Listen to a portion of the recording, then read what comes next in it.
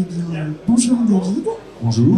Donc on continue la série des interviews flash avec David Racco de la société Visionnaire. Donc David, je te laisse te présenter. Bonjour, David Racco, je suis Visionnaire depuis quelques temps. Je suis en charge du commerce et du développement commercial chez Visionnaire. Société donc Scholtez, on est présent dans la vision depuis plus de 30 ans. Et Vous étiez précurseur en fait. Tout à fait, précurseur dans la vision et précurseur dans le monde de la 3D aussi, parce qu'on a créé le premier capteur il y a à peu près 15 ans, capteur de vision 3D. Et donc ça c'était en effet précurseur. Et alors que faites-vous maintenant? On continue la vision 3D, sauf que notre activité a évolué parce qu'il y a 30 ans de ça, enfin il y a 15 ans de ça, on travaillait sur du capteur avec un logiciel, et le marché ayant évolué, les compétences des intégrateurs ayant évolué aussi, notre capteur a évolué aussi. Donc aujourd'hui, on a un capteur qui est dénué et agnostique de logiciel.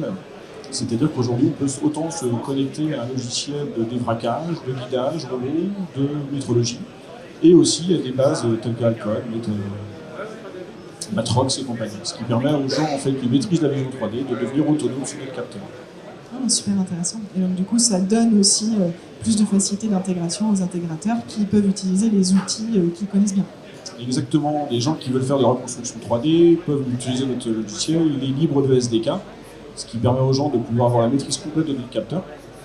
Et là-dessus, on a recentré finalement notre activité sur ce que l'on maîtrise le plus, c'est la fabrication d'un capteur dédié à la 3D et qui est précis, robuste, de par son évolution technique aussi.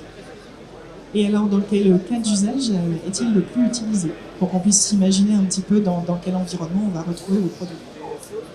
Historiquement, la vision 3D a été utilisée beaucoup dans le débraquage, parce que c'était une des premières demandes du marché. L'évolution du marché a évolué vers du guidage robot.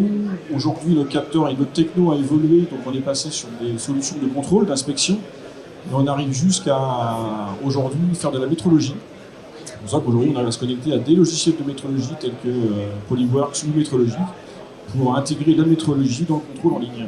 Ce qui était auparavant très compliqué avec la solution 3D. Complètement. Enfin, la métrologie, c'est en général la dernière roue du carrosse sur les innovations en 3D. Super. Et alors, qu'est-ce que vous présentez comme application sur Fluent Robotics?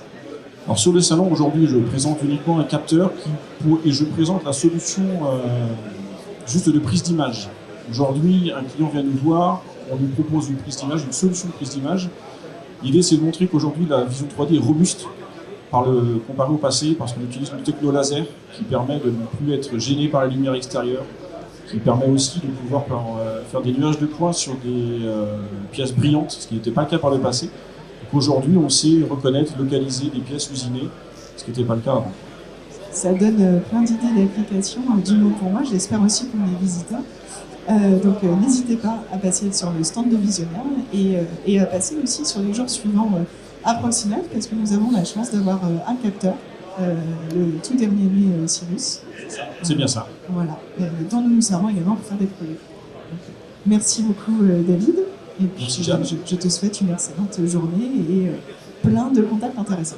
Merci, au plaisir. Au revoir.